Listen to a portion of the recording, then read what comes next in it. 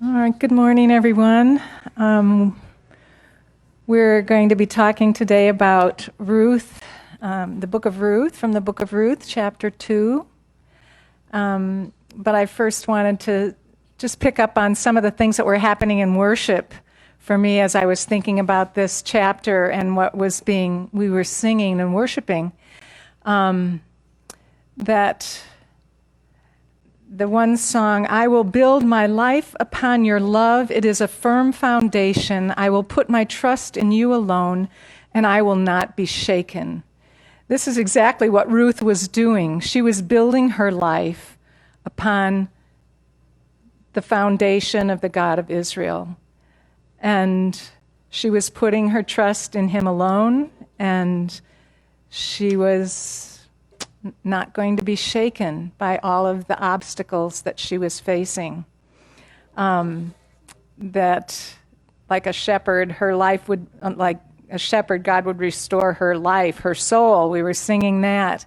And also, to lead me in your love to those around me. We were singing those words too. And that's such a big part of Ruth, how God uses people to speak in his love into other people. So I wanted to start with a summary from last week. And David talked about chapter 1 being on the road, and Naomi being defeated. She left full. She says she left full, and she left full but was returning empty. She changes her name from Naomi, pleasant, to Mara, bitter. Ruth, she's determined to be faithful. He talked about two guiding words, chayil, which is bold or courageous, and chesed, which is, he was trying to describe that it's hard to describe, and that there are actions that's showing genuine concern. It's often translated loving kindness, mercy, grace. It's kind of like a bowing the head, showing respect and honor. Actions that show genuine concern, devotion, but not out of obligation. So the Jewish faith is rooted in actions. So this action of showing concern, and David would probably tell you that the language is even rooted in actions. So it's rooted in actions, not theology. And the Jewish faith, it's more practical than theoretical. And we see that in the life of Ruth and in this book. The Jewish sages say that the book of Ruth is written to teach us how great is the reward of those who do deeds of kindness. And with that in mind, I want you to look at how the actions transform the lives of the people in Ruth. So when I first thought about Ruth, it was like, well, why are we even doing this book now? And if I can, oops, something's not working right.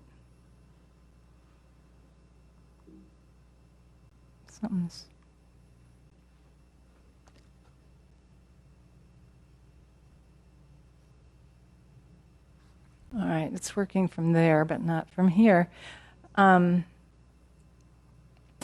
Why do we look at Ruth now? Well, it coincides with the biblical season that we're in. It coincides with the harvest. And you can see in the book of Ruth the harvest. This is the very time between Passover and Shavuot of the time of the harvest, barley harvest and wheat harvest. And so, this is a great time to be looking at the book of Ruth. It's also read during Shavuot. And Shavuot the Festival of Shavuot was also a time of the harvest. And it was the time where the giving of the law, the Torah at Sinai, and this was establishing the community. And then when its fulfillment came at Pentecost, it was the broadening of the community of faith. And Ruth is kind of this picture of this broadening of the community of faith. So, like the Exodus story, it's also a redemption story. And just like the Exodus, the Israelites left the land due to famine, and they returned to their place of belonging. So Israel left and went to Egypt and during the famine and came back to the promised land. Naomi went to Moab during famine and came back to the promised land. And I believe David mentioned this last week as well. So let's set the stage. There were two cultural practices, gleaning and Gaal, the Redeemer. And let's look at gleaning first. And when, what, why, and how. The gleaning was something that happened it happened at all the harvest times, but this is the first harvest time of the year with barley and the wheat harvest between Passover and Shavuot. And in Passover, right after Passover, there is a holiday called First Fruits, and it begins the barley harvest, and it is the day after the Sabbath of unleavened bread. And in its fulfillment, what happened on the day after the Sabbath of unleavened bread? The resurrection. And Jesus rose on that feast of first fruits. That was the feast of first fruits. So he was the first fruits from the dead, and as a grain of wheat falls into the ground and dies, it has the purpose of producing many seeds. And so this is the harvest time, the gleaning time. It was the first fruits time. So what and why? So this is the when, what and why, and the gleaning. Well, this is what the Bible says from Leviticus and Deuteronomy. Now, when you reap the harvest of your land, you shall not reap to the very corners of your field, nor shall you gather the gleanings of your harvest. You are to leave them for the needy and the foreigner. When you reap your harvest in your land and have forgotten a sheaf in the field, you shall not go back to get it. It shall be for the foreigner, for the orphan, and for the widow, in order that the Lord your God may bless you in all the work of your hands. So this is what the gleaning is for. It was God's way of caring for the poor in the society. How? Well, the harvest, first came the reapers with their sickles, and then came the maidservants to bind up the sheaves and to stack them. And only after that came the gleaners. So those things were done first and set aside, and then the gleaners could do the edge. You can see in this picture the edge of the field that was not harvested, and that would be part of what would be left for the gleaners. This was a practice that Naomi and Ruth were aware of, and this was also a practice that Boaz was doing. So the other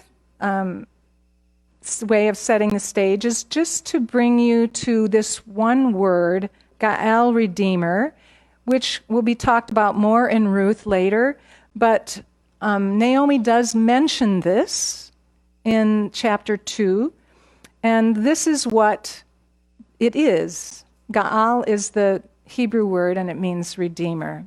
If a fellow countryman of yours becomes so poor he has to sell part of his property, then his nearest kinsman is to come and buy back what his relative has sold.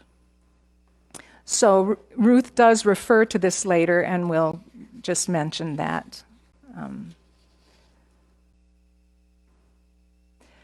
Now I want to just give you a summary, a chapter summary, rather than read it, or if you haven't read it yourself before today. But this is the story. Ruth takes initiative in the very first part of the chapter and asks Naomi permission to glean. She happens, or by chance, to come upon Boaz's field. Boaz notices her and asks who she is. The servant tells him she is the Moabite woman who returned with Naomi from Moab, that she asked permission to glean, and that she's been gleaning all morning and has been resting in the shelter. Boaz tells her not to go glean anywhere else, but to follow after the other maids. He says he's commanded the servants not to touch her, and if she is thirsty, to drink from the jars the servants have drawn. Ruth bows down in honor and appreciation for the kindness he has shown to her, a foreigner. Boaz says he has heard about all she has done for her mother-in-law and how she has left her land, culture, and people to follow a people she previously didn't know. He then calls for God to reward her for coming to seek refuge under the wings of the God of Israel. Ruth again expresses her gratitude for his kindness. And at mealtime, Boaz asks her to eat with him and the reapers. She eats her fill and has some left over. Boaz then tells his servants to let her glean among the sheaves and to even purposely drop some from their bundles. Ruth gleans until evening, beats out her grain, and takes it home to Naomi along with the leftovers from lunch. Naomi asks where she gleaned and blesses the person who took notice of her. Ruth answers, Boaz, and that he told her to stay close to his servants until they have finished the harvest. Naomi is a bit surprised to hear what the name of the man is and tells her that Boaz is her redeemer. And that is good, that she stays with the other maids so others don't come upon her. So Ruth continues to glean throughout the barley and the wheat harvest. And that's the summary of chapter 2.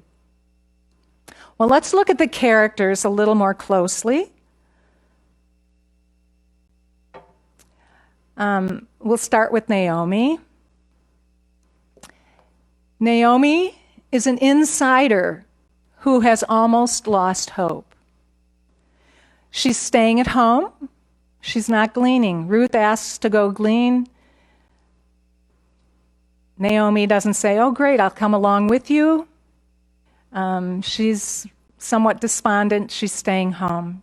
She's somewhat depressed from the misery of her life. She begins to have a glimmer of hope, though, with Ruth's gleaning. Ruth brings home an ephah of grain, which is probably enough to feed both of them for a couple of weeks or more. And so Naomi is somewhat astonished, and so she calls on the Lord to bless whoever it is that where she gleaned. It's like, wow, you did a lot of gleaning. May God bless them. Well, then she finds out it's Boaz, and then she calls on the Lord again to bless Boaz for his kindness. And she shows us that she understands the role of Gaal, the Redeemer. She speaks of him. And so is there a glimmer of hope because she knows what a Redeemer does, that they can buy the land back from out of your poverty? But does she recognize that the Lord's kindness to her is in this chance meeting? She blesses Boaz. She asks God to bless Boaz, but she herself doesn't really express anything to God. But we don't know whether she recognizes it or not as God's providence to her. Let's look at Ruth. Ruth is an outsider who pursues what she needs. She takes initiative. She doesn't just sit at home going, woe is me, our life is terrible. I'm a widow without children. We're in poverty. I don't know this culture. She doesn't. She takes initiative. She gets up. She says, I'm going to go glean. She walks in humility, and she shows honor. When Boaz comes to her, she bows down to the ground. She is full of thankfulness, showing honor to his favor. She works hard. She works all morning. She rests and she works all until the evening. And she makes a bold request. And she asks, when Boaz talked to the reaper and said, who is this? And they said that she asked to glean among the sheaves. And this was quite a bold request because, as I told you before, how gleaning usually goes, the reapers come, then the maids tying up the bundles and the sheaves, and then the gleaners can come after. She's really asking to glean among the sheaves here. And this was quite a bold request. And she's thinking of others. She eats part of her lunch, but she takes the rest home to Naomi. So even in her own poverty and in her own suffering, she isn't selfish. She's continuing to think of others. Let's look at Boaz. He is a redeemer who restores both the outsider and the insider. And you'll learn a lot more about this in the next few weeks. But he is showing that quality of a redeemer in this part of the story, in this chapter. He's wealthy and he's generous. He notices those on the fringe with favor. He tells her, yes, glean here. Go get something to drink. He replaces her shame with dignity by singling her out. That's what redeemers do. They help to restore people. And he's helping to restore her dignity. He calls for her good deeds to be rewarded. He wants blessing on her for how she's blessed her mother-in-law. He protects her. He provides for the vulnerable. He welcomes the outsider and gives them a place of belonging. He's a restorer of hope. So when they were given so much food and they were hungry, they had this now to rely on and a place to continue to glean in safety. So he really starting to restore hope in Naomi and in Ruth.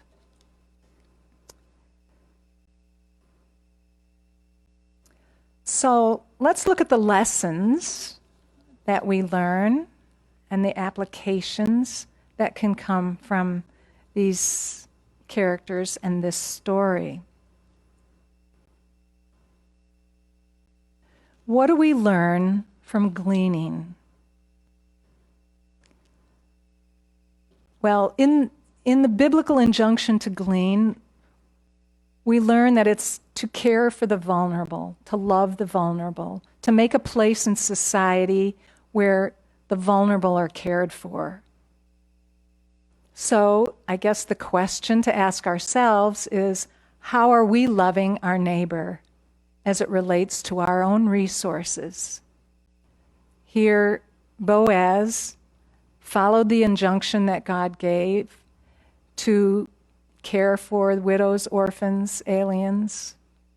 And are we caring for our neighbors with our resources in the same way as God is asking us to, as Boaz was demonstrating? How are we treating the marginalized? With justice? With dignity? With generosity? With inclusion? I think these are some of the things that we're looking at in relationship to the triangle. The marginalized there. And asking God, how do we treat them with justice and dignity and generosity? How do we include? So that's what we can learn from the teaching about gleaning from the scriptures, and that's going on here. This is what we can learn from Ruth, to be bold and humble. Are we taking initiative to act, or are we just sitting back? God provides for us, God does things for us, but He also asks us to join in and to act. Ruth didn't wait. She began to move, to do something. And so, are we taking initiative to act or just sit back? Are we making bold requests out of our need to a God who calls us to be insiders, or are we living in fear and intimidation as an outsider? Ruth could have lived in fear and intimidation, stayed home, being afraid, I can't go out, I'm a Moabite. Jews don't like Moabites. The scriptures, and maybe I could just tell you a little bit here, that the scripture in Deuteronomy said that the Moabites weren't allowed to come in to the assembly of Israel because they didn't greet them with food and water when they came out of Egypt, and that they hired Balaam to curse them, and they also enticed them into immorality. And so they weren't to be a part of the assembly of Israel. And so this is the stigma that Ruth is living under, the fear and intimidation of being an outsider. But God calls us to make bold requests out of our needs and to come to Him as insiders, because God has made us insiders. We are children of God. We are not outsiders. And we can come to Him without fear and intimidation to ask for whatever we need. And in our initiative and boldness, do we maintain a spirit of humility? Ruth wasn't arrogant in her boldness. She asked Naomi, can I go gleaning? She asked the reapers. She kept showing honor and thankfulness to Boaz, not expecting anything, but just being grateful. So she came with a spirit of humility, even with her boldness. So, like Ruth, we can take away, we need to be bold, to step out, but to be humble at the same time. How about Boaz? We can learn to show favor and kindness without partiality. How can we imitate this example? What acts of kindness can we do to bless, to meet needs, to bring justice, to embrace the outsider? This is what Boaz was doing. How can we also show favor and kindness without partiality to those on the outside, bringing them close? And then, what do we learn from God? That He has good plans for His followers. He rewards those who take initiative in faith and love. He works in the coincidences of life. He is behind those things. He is for us. He works through us to bless others. These are the things that we see at work from God's perspective in this story.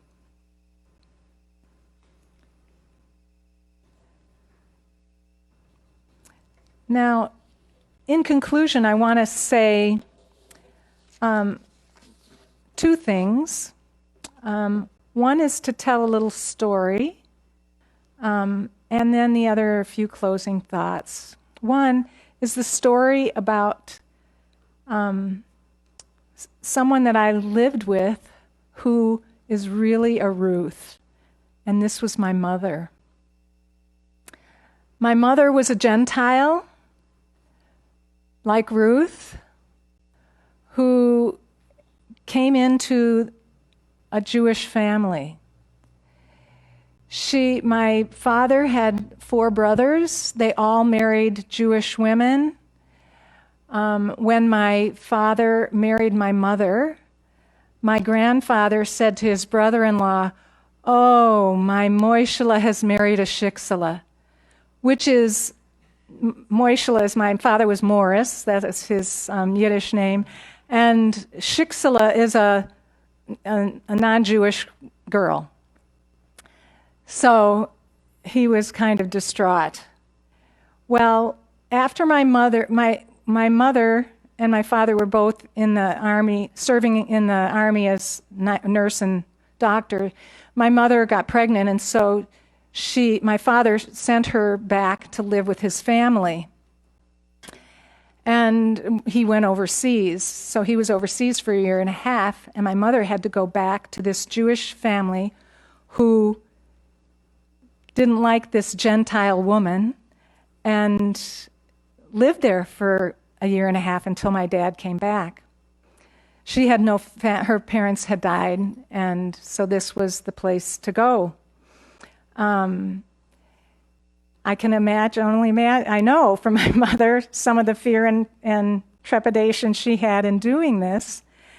But when she came to live with my grandfather, out of the honor, her kind acts, her goodness, he saw a Ruth, just like Boaz saw a Ruth, and the way that she responded to her mother-in-law. And he went back to his brother-in-law and he said, "Alex, forget everything I said to you. She's better than the rest of them." And so she had to push back or push past her fears, her anxieties of what it means to be a Gentile in a Jewish world. She was very honoring to all of the Jewish community and really came into and was embraced by the Jewish community just as Ruth was. She was bold and still held to her convictions that Yeshua was the Messiah, and didn't change her viewpoint on that. But she was very respectful and didn't see any differences from her faith and coming into the Jewish community. Everything she saw there was biblical. They didn't teach about not believing in the Messiah. They talked about the Messiah. So she wasn't a person who tried to see the distinctions. She tried to embrace the commonalities. And I think Ruth and Boaz, you see Boaz trying to do this. So there's a little flip here as I'm talking to my mother. It goes back a little bit between Boaz and Ruth. But she was just a really beautiful example of a Ruth person to me, and lived it out. I got to see it lived out in front of my eyes. So the last thing I want to close with is that going back to this being a story of redemption, where lives are changed by loyalty, honor, favor given. Each one took actions to move past what was uncomfortable boundaries, uncomfortable obstacles, to pursue inclusion.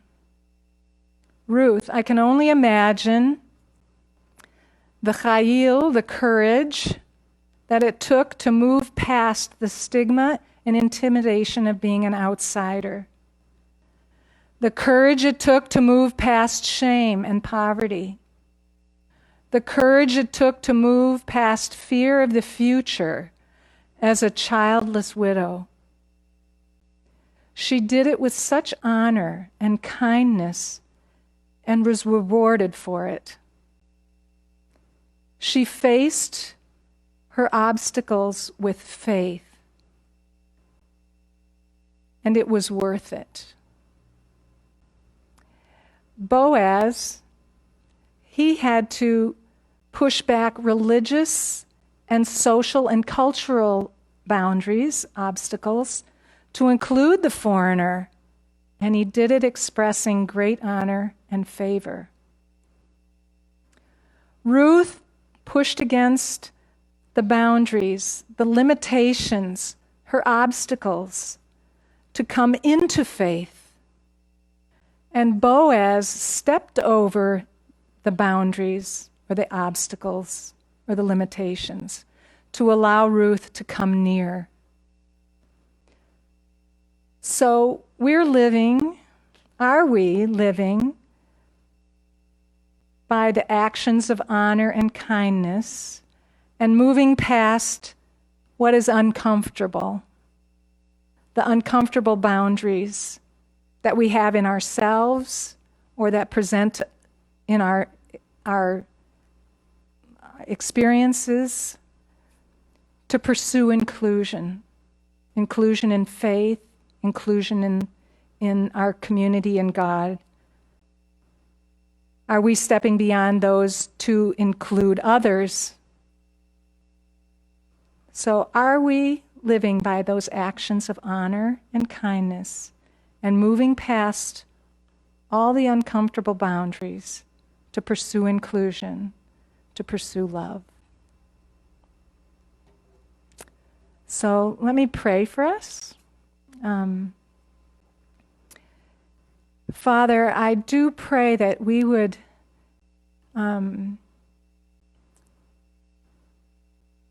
seek to push forward past any obstacles with courage and faith and kindness and honor, like Ruth.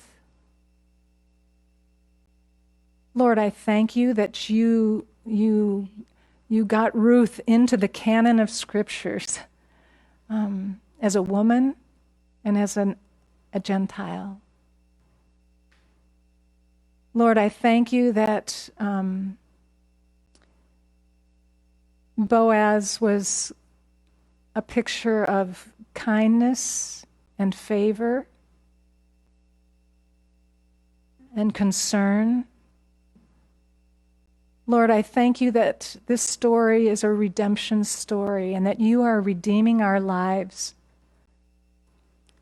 from all of the things that are obstacles to us, all of the things that have gone wrong, all of the things that we might fear for the future. And I thank you that we can also be redeemers of others, being used by you to bring life and restoration to those around us,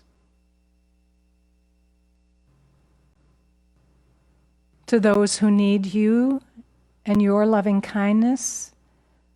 We open ourselves to be used by you